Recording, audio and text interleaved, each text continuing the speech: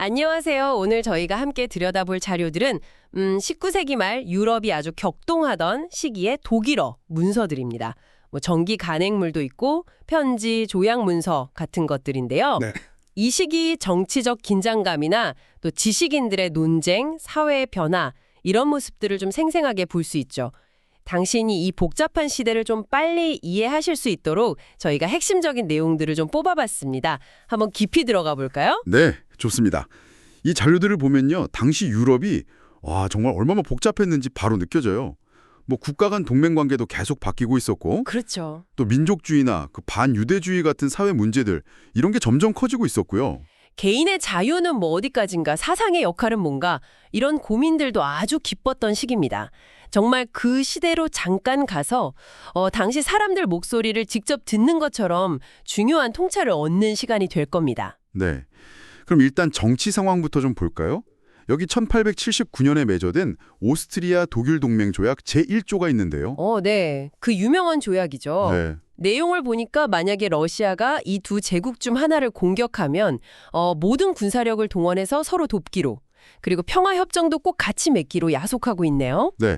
강력한 상호 방위 조약이었어요. 근데 또 흥미로운 건 비슷한 시기에 영국 솔스베리 수상은 유럽 상황이 꽤 괜찮아졌다, 당분간 평화가 보장된다, 이렇게 좀 낙관적으로 봤다는 거예요. 그런 시각도 있었군요. 반면에 불가리아의 페르디난트 공은 신년 연설에서 아예 전쟁 가능성을 언급하면서 군대 사기를 막 북돋았다고 하고요. 또 빌레음 2세 황제도 즉위 연설에서는 선대의 길을 따르고 평화를 지키겠다, 뭐 이렇게 선언은 했죠. 예, 맞아요. 그게 바로 핵심인 것 같아요. 그러니까 겉으로는 다들 평화를 이야기하는데 그 이면에는 사실 군비 경쟁, 자료에 All Zeitiger Rüstungen 이라고 나오죠. 이게 계속되고 있었고 외교적으로도 Verhalten auf Vertragsschwierigkeit, 그러니까 조약 관계가 좀 약하고 불안정한 상태였다는 겁니다. 겉과 속이 달랐던 거군요. 그렇죠. 빌헬름 2세만 해도 평화를 말하면서도 결국엔 강력한 군사력을 기반으로 하겠다는 의지를 분명히 보였어요. 기존의 그 비스마르크 노선 있잖아요. 동맹 유지하고 사회 입법하고 이런 것들을 계승하려는 모습도 보였고요. 정치뿐만 아니라 사회 내부도 굉장히 시끄러웠던 것 같아요. 프랑스에서 있었던 드레퓨스 사건, 이건 뭐 당신도 아마 들어보셨을 텐데요. 네, 아주 유명한 사건이죠. 에밀 졸라나 미르보 같은 지식인들은 드레퓨스가 무죄라고 확신했지만 자료를 보면 한 민족의 본능이 그를 유죄로 몰아갔다, 이렇게 표현되어 있어요. 민족의 본능이라니 이게 좀 섬뜩하게 들리기도 하는데요. 네, 그 표현이 당시 분위기를 잘 보여주죠. 드레퓨스 사건은 그냥 재판 하나가 아니었어요. 사회 전체의 어떤 신뢰, 정의, 뭐 진보에 대한 믿음 이런 것까지 다 흔들어버린 사건이었죠. 그렇군요. 민족의 본능이라는 말은 그만큼 여론이 얼마나 비이성적으로 흘러갈 수 있었는지 보여주는 대목이고요. 이런 분위기 속에서 이제 반유대주의에 대한 어떤 반응으로서 헤르셸리나 노르다우를 중심으로 시오니즘 운동이 나타나기 시작한 건 어쩌면 자연스러운 흐름이었을 수도 있습니다. 반유대주의에 대한 반작용으로 시오니즘이 등장했다. 네, 물론 반대 목소리도 있었어요.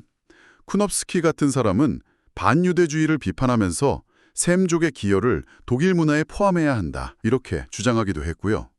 또 파울센 교수 견해를 둘러싼 논쟁처럼 반유대주의에 대한 반론이나 논의도 분명히 존재했습니다. 균형 잡힌 시각도 있었군요. 네.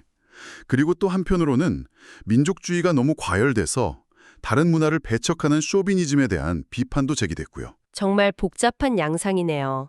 이런 시대적 배경 속에서 그럼 개인의 역할이나 뭐 사상의 자유, 이런 고민들도 깊었겠어요? 당연하죠. 철학자 피히테 같은 경우 편지에 남아있는데 주변에서 아무리 반대해도 자신의 이성에 따라서 학문적 자유를 추구해야 한다, 아주 강하게 주장했어요. 피히테. 네. 그렇죠.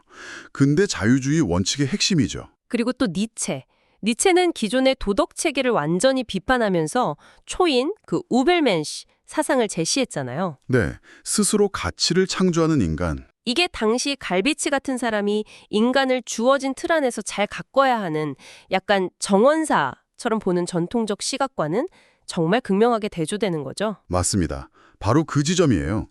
개인의 자율성, 이성, 이게 피히테가 강조한 거고요. 이것과 외부의 권위, 전통, 뭐 교회나 국가규범, 니체가 비판했던 그런 기존 도덕들 사이에 아주 팽팽한 긴장, 이걸 보여주는 겁니다. 하르덴 같은 작가 얘기도 나오던데요. 비평이 아주 날카로웠다고. 네, 하르데는 대담한 비평으로 주목받았지만 그만큼 논란의 중심에 서기도 했죠. 개인의 주관적 비평이 사회 규범과 부딪힐 때 어떤 마찰이 생기는지 잘 보여주는 사례입니다. 결국 몰트케, 맥콜리, 막스 뮬러 이런 여러 인물들이 역사나 과학 또 그 안에서 개인의 역할이 뭔지 이걸 어떻게 이해해야 할지 정말 치열하게 고민했던 시기군요. 정확합니다. 오늘 저희가 살펴본 이 자료들 정말 19세기 말 유럽을 압축해서 보여주는 것 같아요. 동맹과 갈등, 민족 정체성 문제, 반유대주의, 또 개인의 자유에 대한 갈망, 지식과 도덕의 근본을 묻는 질문까지 와, 정말 뜨거운 용광로 같은 시대였네요. 그렇죠. 그럼 이 모든 것들이 오늘날 우리에게는 어떤 의미가 있을까요? 저는 이 시대의 논쟁들이 지금 우리가 겪고 있는 문제들과 정말 놀랍도록 닮아 있다는 점을 강조하고 싶어요.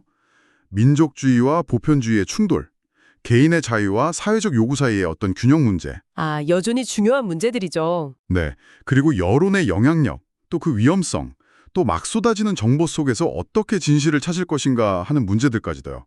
아마 당신에게도 이 시대의 고민들이 오늘을 살아가는 데 있어서 여러 가지 생각할 거리를 던져줄 거라고 봅니다. 네, 그렇군요. 마지막으로요. 자료 중에 다윈주의가 사회사상에 영향을 미치기 시작했다는 내용이 있었어요. 슈타인의 저서를 언급하면서요. 아, 네. 사회 다윈주의의 등장이죠. 생존 경쟁이나 적응 같은 이런 생물학적 법칙을 인간 사회나 윤리에 직접 적용하려는 시도들이 있었잖아요. 이런 생각들이 20세기로 넘어가면서 더 격화될 갈등이나 이데올로기를 형성하는데 과연 어떤 영향을 미쳤을지 당신도 한 번쯤 생각해 보시면 어떨까 싶습니다.